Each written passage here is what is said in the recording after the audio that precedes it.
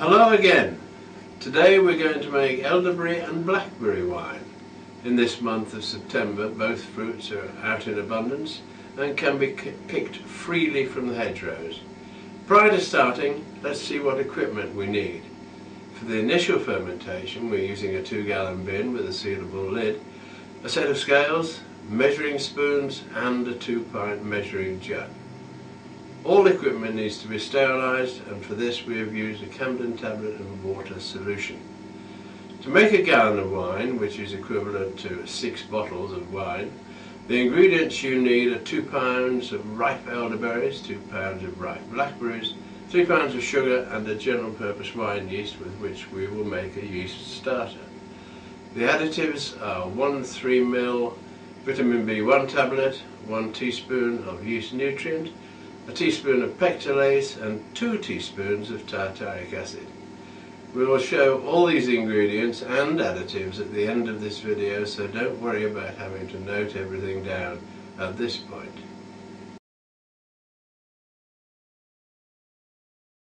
We now start to prepare the fruit.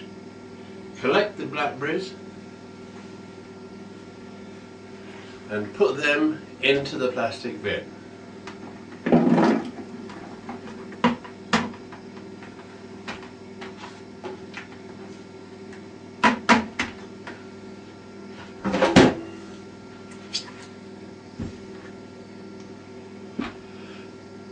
Using a fork, take the elderberries off the stalks and discard any fruit that are still green on the stems, making sure that none of the stalks remain in the bin.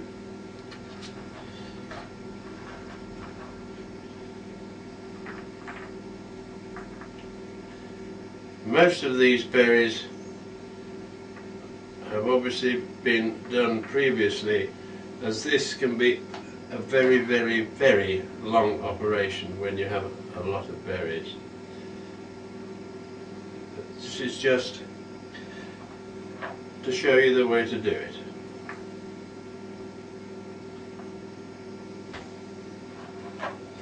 We now combine the fruit into this flat bottom bin to enable me to crush the fruit with this block of wood.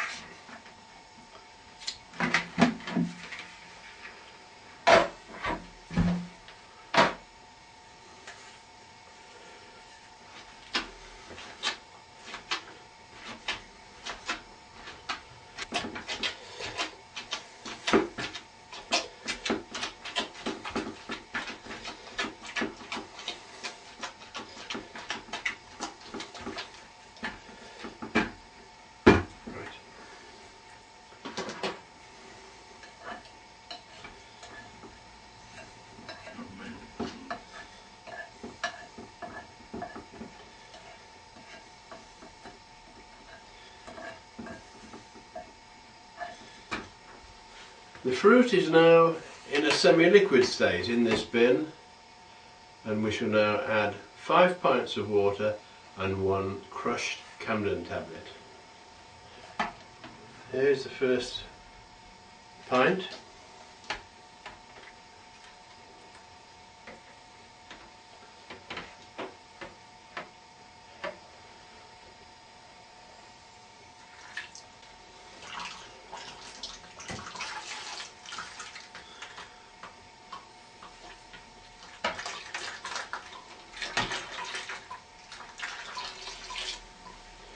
That's 3 pints.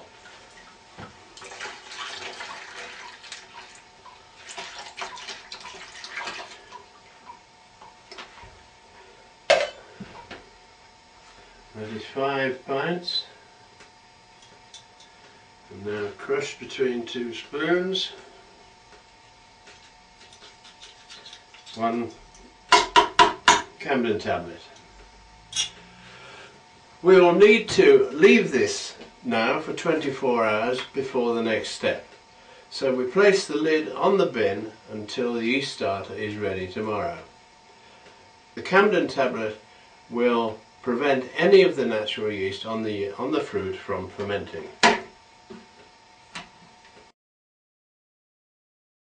And here we are, 24 hours later. Now that the yeast starter is active, we can put the sugar and the additives into the bin. Firstly, we add the sugar. All 3 pounds.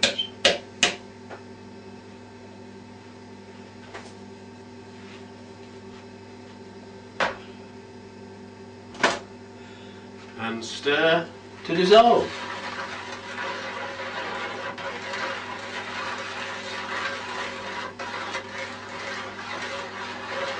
One vitamin B1 tablet, crushed.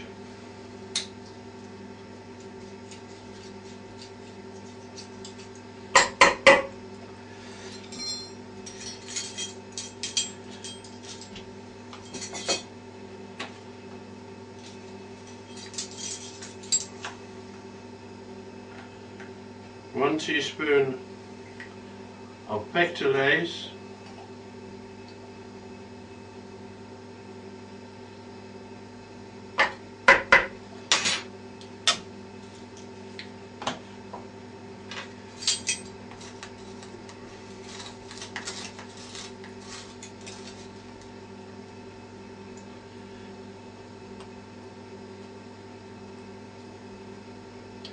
one teaspoon of yeast nutrient,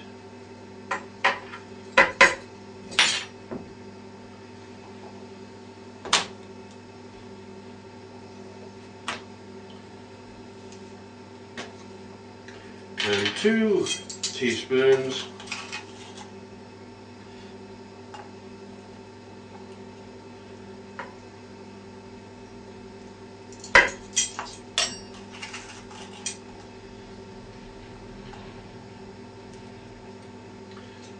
of tartaric acid.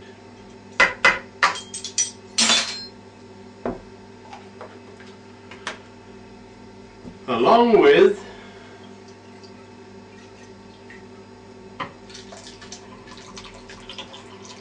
the yeast starter.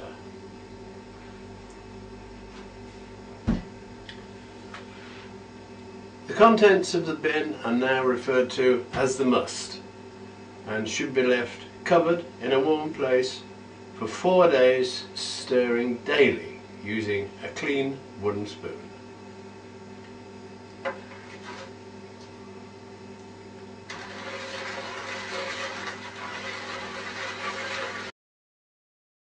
Hello again. Here we are 4 days later. The must in the bin should now be removed from the pulp and the fermentation process continued.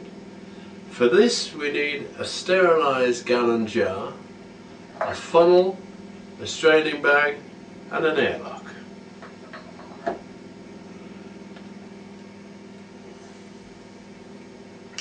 Using the jug, we pour the contents of the bin slowly through the straining bag and the funnel into the gallon jar, and there is no need to squeeze the straining bag thereafter, as we don't want to transfer any of the fine pulp into the jar.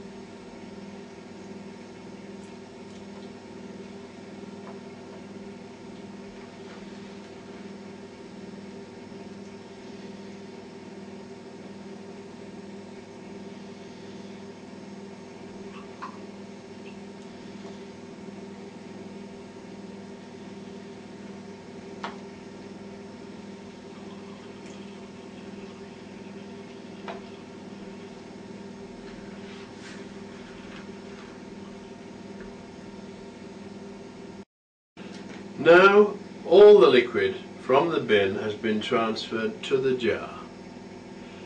If we had needed to, we would have topped up to this level with cold water. We now place an airlock, and the gallon jar should now be placed back into a warm area and left to ferment to dryness or a specific gravity of 1,000 or less. The length of time that the fermentation process takes will be different for everyone.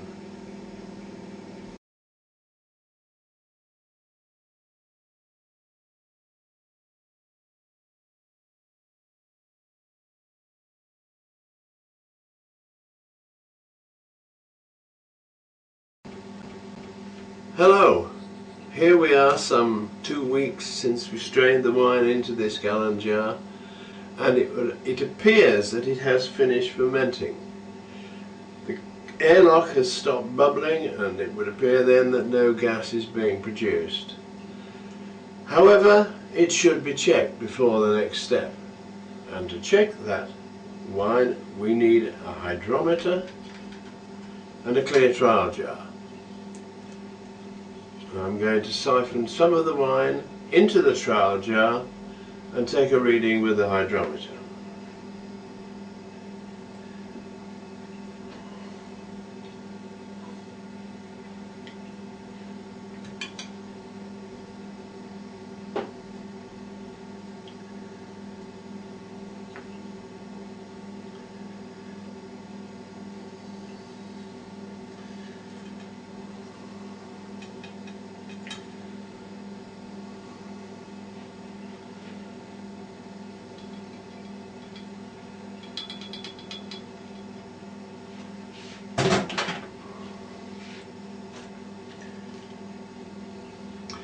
To take a reading, I now lower the hydrometer into the trial jar and spin it gently.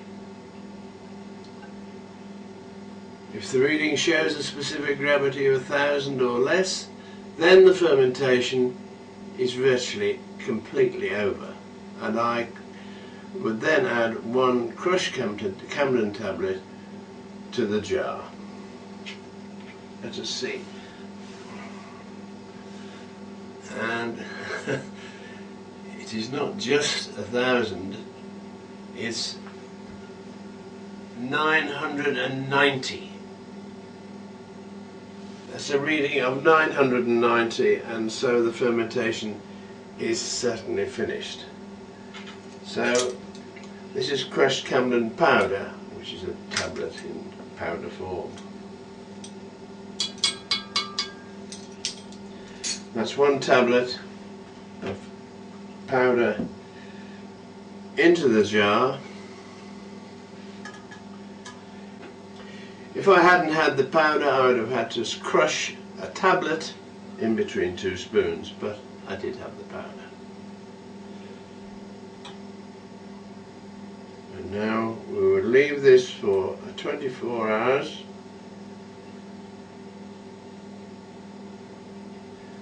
Before racking it off into another clean jar.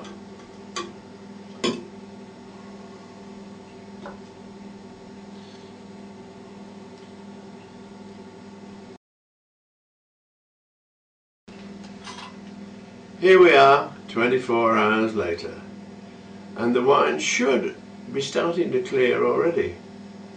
However, we must now siphon the wine from this jar into another clean jar using a plastic tube with a siphon tube attachment.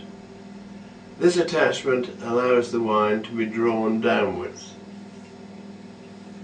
rather than sucking the sediment upwards.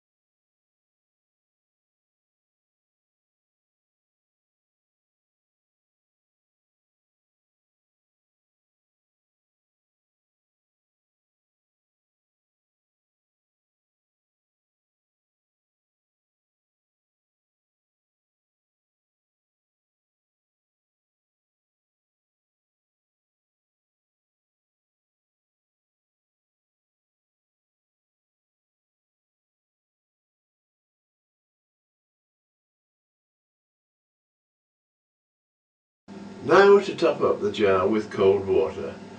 This gap is equivalent to what's left in the bottom of the jar.